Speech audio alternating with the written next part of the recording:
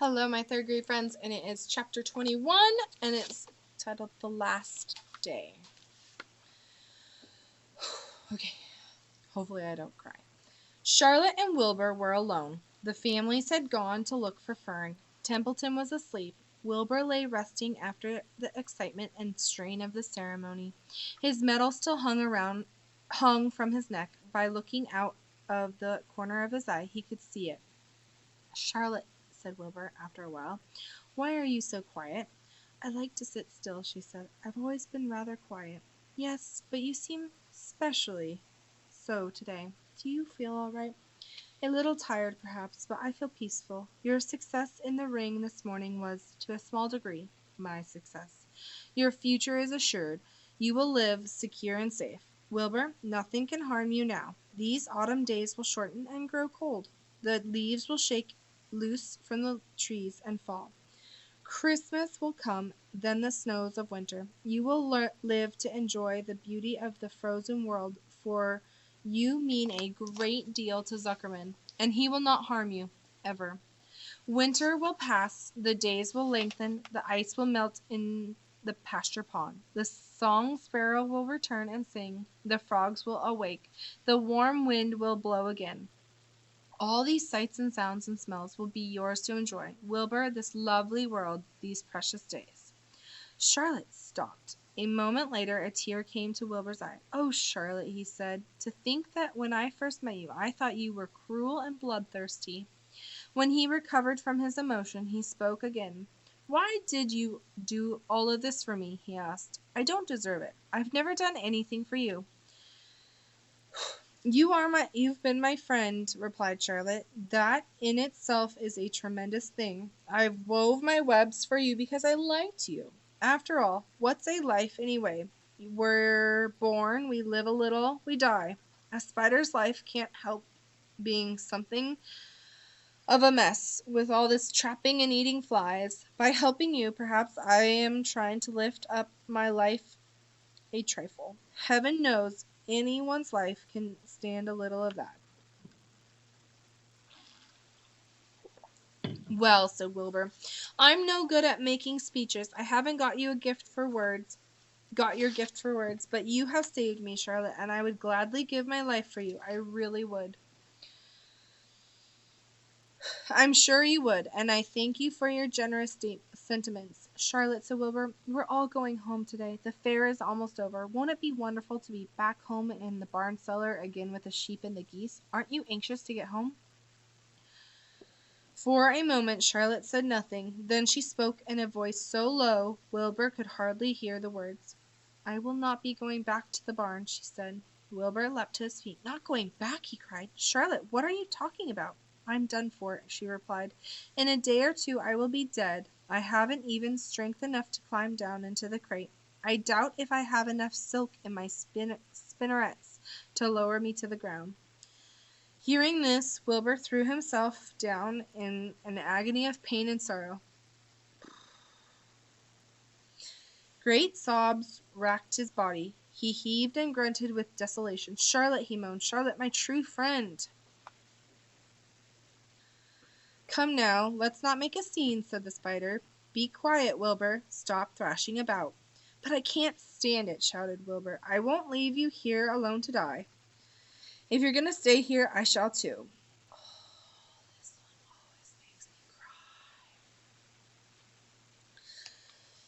Don't be ridiculous, said Charlotte. You can't stay here. Zuckerman and Lurvy and John Arabelle and the others will be back any minute, and they'll shove you into the crate, and away you'll go. Besides, it wouldn't make any sense for you to stay. There would be no one to feed you. The fairgrounds will be empty and deserted.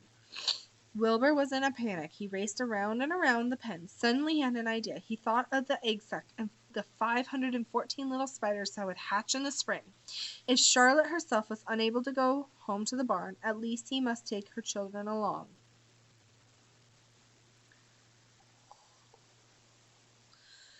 Wilbur rushed to the front of his pen. He put his front feet up on the top board and gazed around. In the distance he saw the Arabelles and the Zuckermans approaching. He knew he would have to act quickly. Where's Templeton? He demanded. He's in the corner under the straw asleep, said Charlotte. Wilbur rushed over. pushed his strong snout under the rat and tossed him in the air. "Templeton!" screamed Wilbur. "Pay attention!" The rat, surprised out of a sound sleep, looked first dazed, then disgusted. "What kind of monkey shine is this?" he growled. "Can't a rat catch a wink of sleep without being rudely popped into the air?" "Listen to me," cried Wilbur. "Charlotte is very ill. She has only a short time to live. She cannot accompany us home because of her condition. Therefore, it is absolutely necessary that I take her egg sack with me. I can't reach it and I can't climb. You are the only one that can get it. There's not a second to be lost. The people are coming. They'll be here in no time. Please, please, please, Templeton, climb up and get the egg sack." The rat yawned. He straightened his whiskers. Then he looked up at the egg sack. "So," he said in disgust, "so it's old Templeton to the rescue again. Templeton, do this. Templeton, do that. Templeton, run down to the dump and get me a magazine clipping. Templeton, please lend me a piece of string so I can spin a web." "Oh, hurry," said Wilbur. "Hurry up, Templeton." But the rat was in no hurry. He began imitating Wilbur's voice. "So it's hurry up, Templeton, is it?" he said. "Ho, ho! And what thanks do I ever get for these services, I would like to know? Never a kind word for old Templeton, only abuse and wisecracks and side remarks. Never a kind word for a rat." "Templeton," said Wilbur in desperation, "if you don't stop talking and get busy, all will be lost, and I will die of a broken heart. Please climb up." Templeton lay back in the straw. Lazily, he placed his forepaws behind his head and crossed his knees in an attitude of complete relaxation. "Die of a broken heart," he mimicked. "How touching! My! I notice that it's always me you come to when in trouble, but I've never heard anyone's heart breaking on my account. Oh no, who cares anything about old Templeton?" "Get up!" screamed Wilbur. "Stop acting like a spoiled child." Templeton grinned and laid still. "Who made trip after trip to the dump?" he asked. Why, it was old Templeton. "Who saved Charlotte's life by scaring that arable boy away with a rotten goose egg? Bless my soul, I believe it was old Templeton. Who bit your tail and got you back on your feet this morning after you fainted in front of the crowd? Old Templeton. Has it occurred to you that I'm sick of running errands and doing favors? What do you think I am? Anyway, a rat of all work?" Wilbur was desperate. The people were coming, and the rat was failing him. Suddenly he remembered Templeton's fondness of food. "Templeton," he said, "I will make you a solemn promise. Get Charlotte's egg sack for me, and from now on I will let you eat first when Lurvy slops me. I will let you have your choice of everything in the trough, and I won't touch a thing until you're through." The rat sat up. "You mean that?" he said. "I promise. I cross my heart." "All right, it's a deal," said the rat. He walked to the wall and started to climb. His stomach was still swollen from the last night's gorge. Groaning and complaining, he pulled himself slowly to the ceiling. He crept along until he reached the egg sack.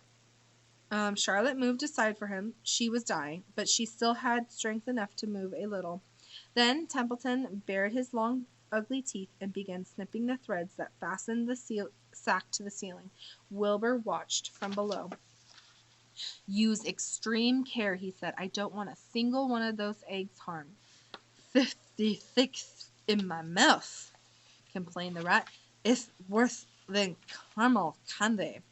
But Templeton worked away at the job, and managed to cut the sack adrift and carry it to the ground, where he dropped it in front of Wilbur. Wilbur heaved a great sigh of relief.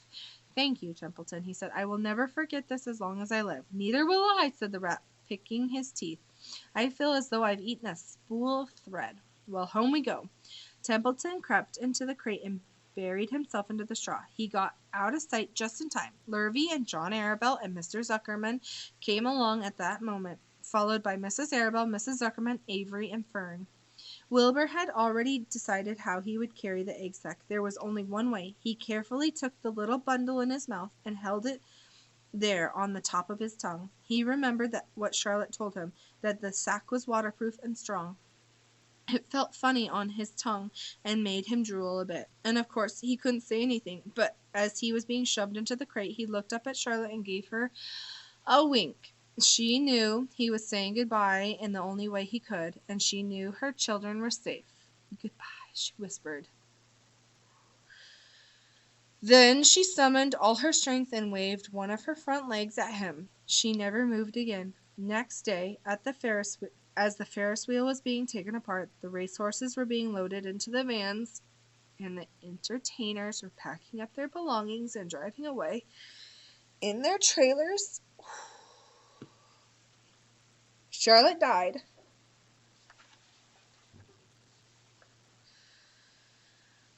The fairgrounds were soon deserted, the sheds and the buildings were empty, and forlorn. The infield was littered with bottles and trash. Nobody of the hundreds of people that had visited the fair knew the gray spider had played the most important part of all. No one was with her when she died. Okay. Please go do your discussion post.